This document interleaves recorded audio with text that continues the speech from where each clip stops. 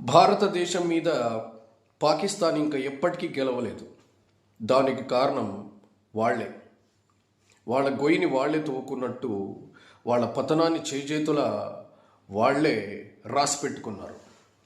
ఎందుకంటే ఇప్పుడు నీ దేశాన్ని నువ్వు అభివృద్ధి చేసుకోవాలనుకుంటే అది కరెక్ట్.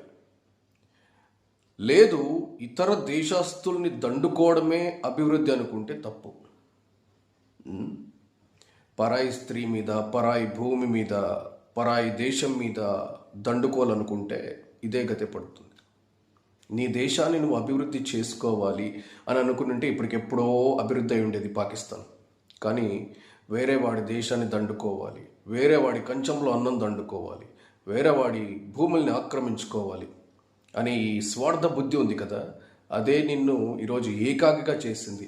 అన్ని విధాలుగా ఆర్థికంగా, స్పోర్ట్స్లలో అన్నిట్లో ఈరోజు వెనకబడిపోయి అత్యంత ఇంతకుముందు కనీసం పోటీ అన్న ఇచ్చేది భారతదేశానికి స్పోర్ట్స్లో.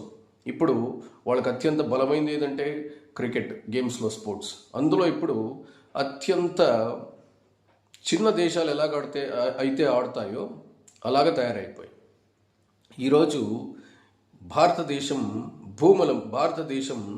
భూమి మీద కన్నేసి ఈరోజు మనల్ని రెచ్చగొట్టి ఈరోజు మనల్ని ఎంత పటిష్టంగా ఆర్థికంగా స్పోర్ట్స్లో ఇంత పటిష్టంగా అస్సలు ఏమాత్రం పోటీ ఇవ్వకుండా ఇంత పవర్ఫుల్గా మనల్ని తయారు చేయడానికి ఒకానొక కారణం పాకిస్తాన్లు ఎంత రెచ్చగొట్టడం వల్ల. కాబట్టి క్రికెట్లో కానీ ఆర్థికంగా కానీ ఏ రకంగా కానీ భారతదేశం మీద ఎప్పటికీ పాకిస్తాన్ గెలవలేదని వాళ్ళకి తెలుసు. కానీ ఏదో వాళ్ళకు ఏదో గెలుస్తాం, ఇది కాకపోతే ఇది గెలుస్తాం అనే ఒక అపనమ్మకం, ఏదో ఉంటుంది కదా ప్రతి ఒక్కరికి, చేస్తామని. అలాంటిది తప్పితే మొత్తం పాకిస్తానీలకి తెలుసు, ప్రతి ఒక్కరికి తెలుసు భారతదేశం మీద ఎప్పటికీ వాళ్ళు గెలవలేరు, ఏ రకంగానూ గెలవలేరు అని తెలుసు.